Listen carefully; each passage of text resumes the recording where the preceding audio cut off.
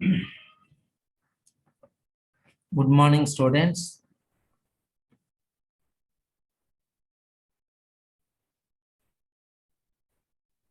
Good morning, students. Now we are in fourth unit. Excuse me, guys.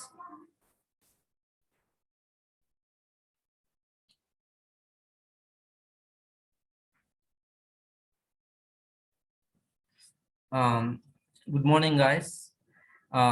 Today we are entering into unit 4. Actually, our subject is wastewater management. We are in fourth unit. Our present topic is industrial wastewater disposal management.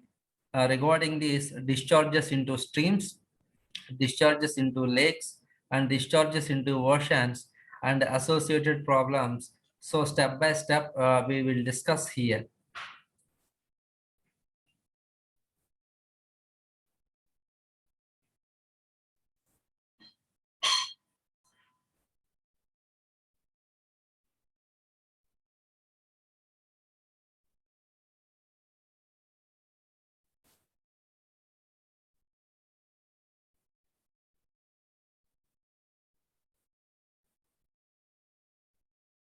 So guys, here the effect of discharge of wastewater into natural water bodies should be considered from the following two interrelated standpoints. The first point is the effect of wastewater on the water environment. The second point is the effect of the receiving water on the wastewater.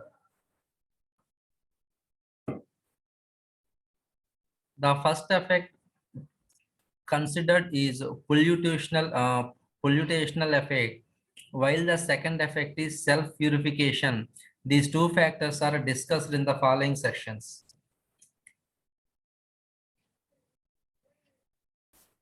Guys, effect on the water environment. The effect of wastewater on the water environment may be physical, chemical, and biological. Physical effect includes increase in turbidity and suspended solids, addition of color, taste, and odor producing substances, and formation of sludge banks on the beds and sides of the water bodies. Industrial waste such as cooling waters from power stations, dyeing and printing waste from textile industry, spent washed from alcohol distilleries, etc. Rise the temperature of water in the receiving body and reduce the dissolved oxygen content in it.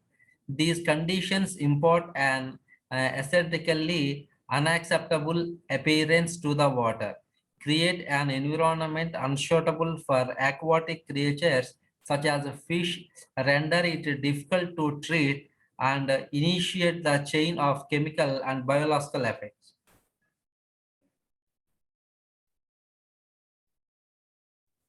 Here, guys, chemical effects include a drastic change in the pH value of the receiving water due to a discharge of acidic waste such as mine drains,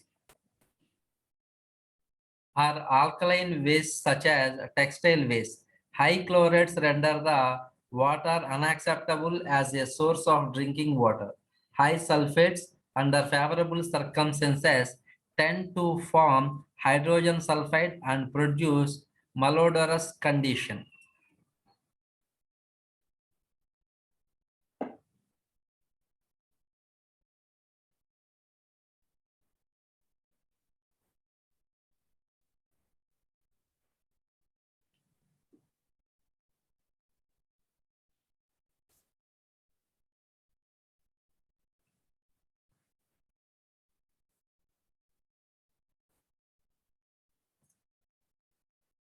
Thus, nitrates and phosphates encourage algal and other aquatic growth.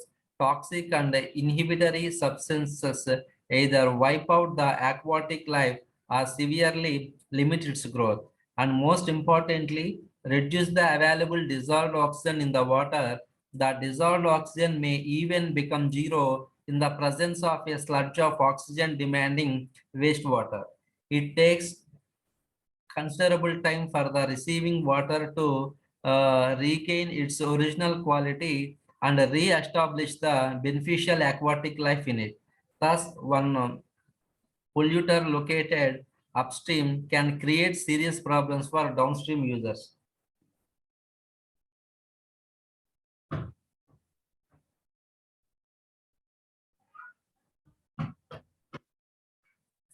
Biological effects due to industrial waste alone are not very serious because many of them do not contain pathogenic organisms that are present in domestic sewage. An exception to this is the tannery waste, which contains anthrax bacilli.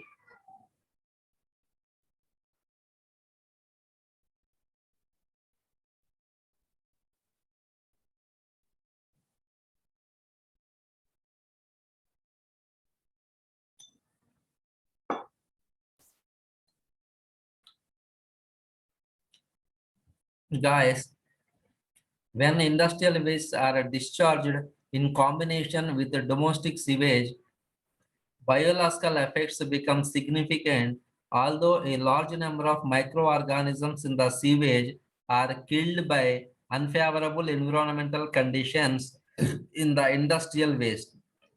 The physical and chemical effects mentioned above have an adverse effect on the aquatic biological life. Example, turbidity and suspended solids along with color, cut off penetration of sunlight into the water and reduce photosynthetic activity. Suspended solids can choke the gills of fish and kill them. Organic suspended solids settle to the bottom of the receiving body of water and in the presence of microorganisms decompose anaerobically. The products of anaerobic decomposition gradually diffuse to the upper layers of water and add to the total oxygen demand. Anions such as chlorides, sulfates add to the total dissolved solids content of the water and interfere with the metabolic process of microorganisms. Nitrates and phosphates encourage enormous algal growth in the water. Dead algal masses settle to the bottom and add to anaerobic conditions. Toxic and inhibitory cations such as mercury, chromium, cadmium, copper, and reduce the growth of microorganisms or even wipe out the microbial population. If present in high concentrations, dissolved oxygen in the water, which is so essential to survival of micro and macroorganisms, is reduced and may even become zero under heavy polluting conditions. This leads to either the migration of fish populations or large-scale fish kills, which in turn add to the dead organic matter already present in the water. Toxic heavy metals and radioactive pollutants enter the biological food chain and ultimately reach the human and animal consumers. The net result of all the above effect is a drastic reduction in the usefulness of the receiving body of water. So effect on the wastewater self-purification, disposal into the flowing water. Guys, here natural bodies of water have the ability to tackle pollution and regain their original quality in due course of time. Thus, when a polluting stream is discharged into these waters, the first step is that of dilution. The degree of dilution depending on the relative volumes of the polluting stream and receiving waters. Due to a decrease in the velocity of the polluted stream, the process of gravitational sedimentation occurs next. This may be compared with the primary sedimentation in a wastewater treatment plant. Pollutants such as oil and grease, which are lighter than water, float to the surface as in an oil water separator. Organic pollutants which settle to the bottom undergo anaerobic degradation similar to the anaerobic digester, while the lighter components remain near the surface of the water and undergo aerobic decomposition. If the pollution load is light, natural aeration, which takes place continuously, provides necessary oxygen to the microorganisms in the water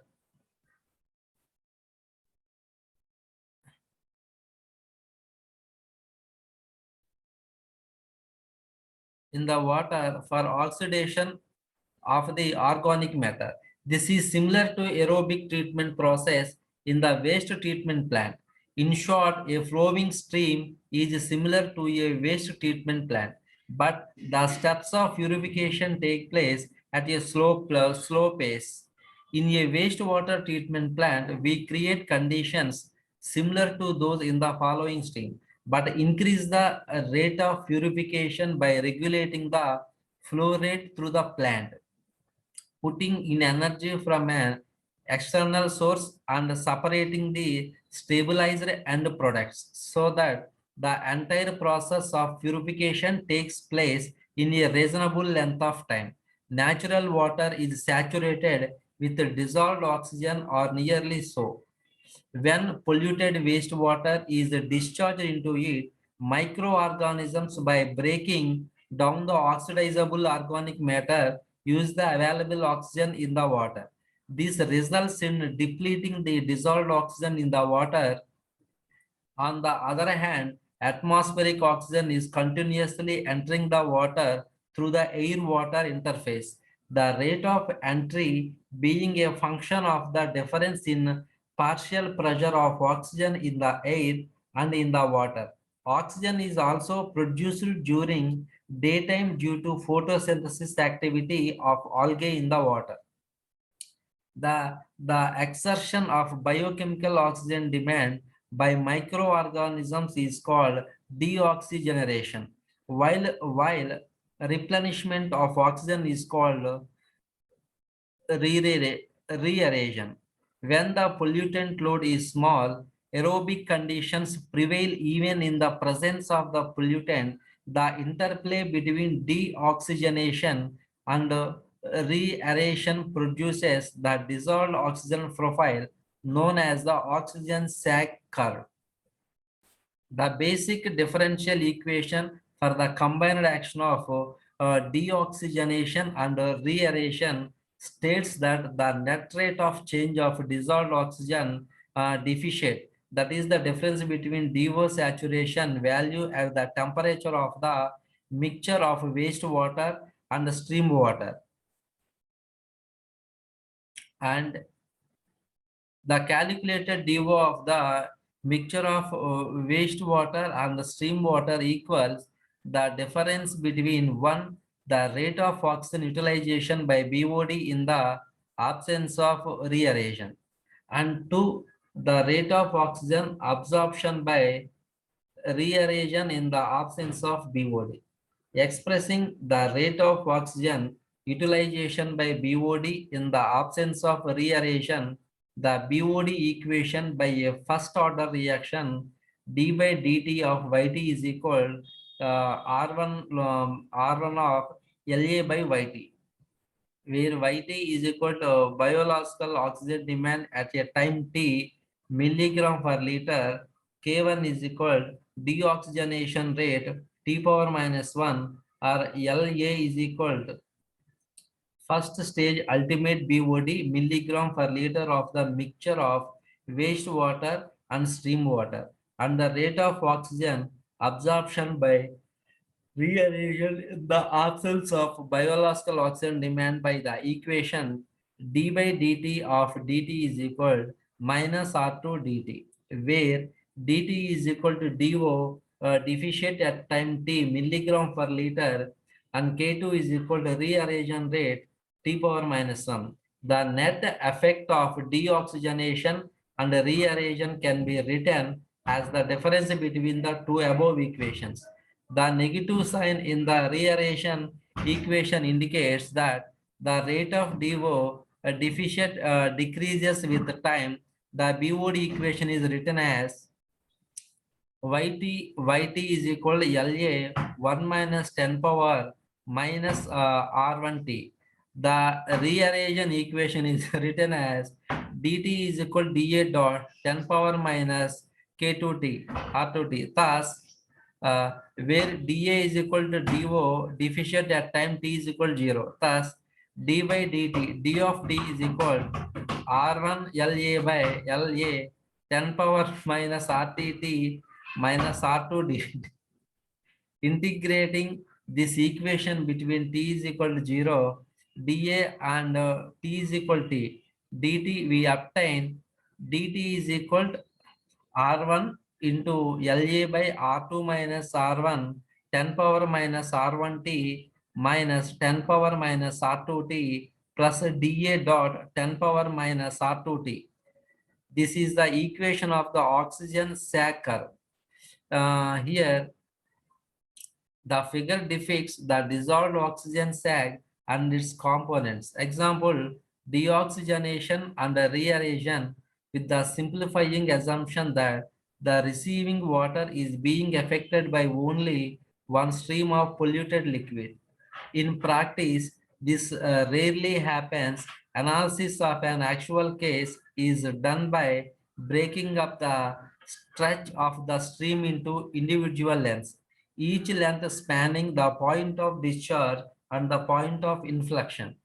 As an engineering concept, the oxygen sac curve possesses two characteristic points, a point of maximum deficit or a critical point with the coordinates DC and TC. And second point is a point of inflection or point of maximum rate of recovery with the coordinates DI and TI. The critical point is defined by the mathematical requirement stream pollution and here guys dd by dt is equal to 0 and d2 d by d2 d2 power d2 square less than 0. Here guys oxygen sac curve we observed here guys dissolved oxygen milligram per liter on taking y-axis, time in days on the x-axis 0 1 to 22 days. Here 0 to 10. Here, guys, you observe E, C, D. BC is equal to critical and DO is equal to defect. Here, DO is equal to dissolved oxygen. Here, DO is equal to dissolved oxygen. AB is equal to DO depletion. AB is equal to DO depletion due to immediate DO demand IDOD. C is equal to critical point. Here, C is the critical point. Rate of deoxygenation is equal to rate of rearrangement. D is equal to here, D is equal, guys, point of inflection. EA is equal to initial DO defect, EA. This is the E, this is the EA. So this is the oxygen sag curve. Differentiation of the oxygen sag curve equation with respect to T gives the values of critical time and the flow time to reach the point of inflection. It also gives the values of critical defect and defect at the point of inflection. In addition to the phenomena of deoxygenation and reaeration, solids which are deposited at the bottom of the receiving body of water add to the oxygen demand known as beneathal demand due to decomposition of organic matter in the deposited solids in the presence of microorganisms. If the receiving body is a flowing stream, the extent of this demand depends on its flow rhythm. Example, when the stream flows with a low velocity, solids are deposited, while during high velocity flows, the deposited solids are scored and flow with the water to a location where the velocity of the water is insufficient to keep them in suspension. Under equiescent conditions, gases of decomposition in the beneathal deposits, mainly carbon dioxide, hydrogen sulfide, and methane, bubble up insufficient volume to lift rafts of sludge from the bottom. This can occur in streams in which the temperature of the water is high, so that microbial activity is high and the rate of decomposition is also high. If the beneficial demand is high, it is incorporated in the equation for oxygen saccharine by replacing R1 by R1 plus R3, where R3 represents the deoxygenation rate due to decomposition in the bottom deposit.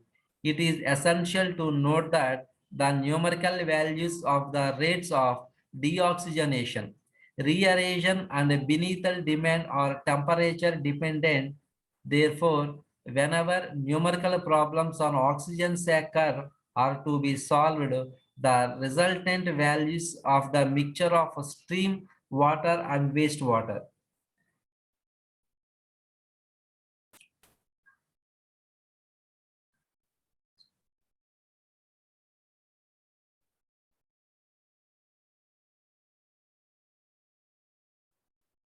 Now, guys, here industrial wastewater, so temperature. First stage, BOD and DO saturation value must be determined first. This should then be followed by determining the values of R1, R2, and R3. At the resultant temperature, these rates are usually determined at 20 degrees centigrade and should be converted to their corresponding values at the resultant temperature. Formulae for these conversions are R1 at T degree centigrade is equal R1 at 20 degree centigrade 1.047 into the power of T minus 20. And here R2 at T degree centigrade is equal to R2 at 20 degree centigrade 1.024 to the power of T minus 20. Generally, the contribution from beneathal deposits is considered to be less important than that due to deoxygenation and reaeration. Here, guys, disposal into lakes and the coastal waters.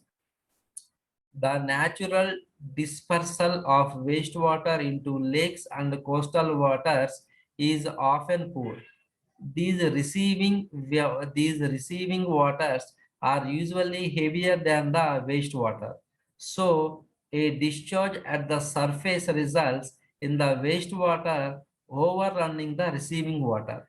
A discharge below the surface results in the wastewater surfacing like a smoke flum and on reaching the surface, panning out readily because chemical diffusion is slow. Natural dispersion of these waters becomes a function of wind, current, and tides. Hydrographic exploration of the receiving waters will show how affect natural dispersion or dilution will be, and whether water intakes, bathing beaches, shellfish layings, and shore properties will be polluted.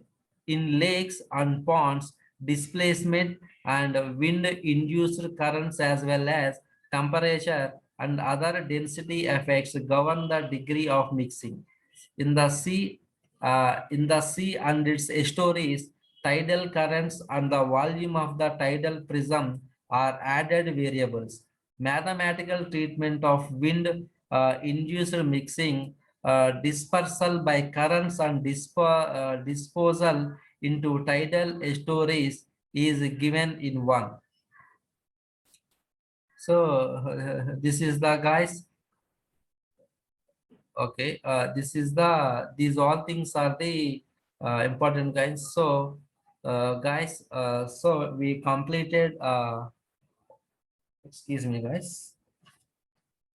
So guys, in our fourth unit, first topic, industrial wastewater disposal management, discharges into streams, lakes, and oceans, and associated problems. That topic has completed. So in next class, I will tell you The topic is a land treatment, I mean common effluent treatment plants, advantages and suitabilities, limitations and challenges, recirculation of industrial waste, effluent disposal method. I will do that one. Thank you guys, all of you. Thank you for all of your patience.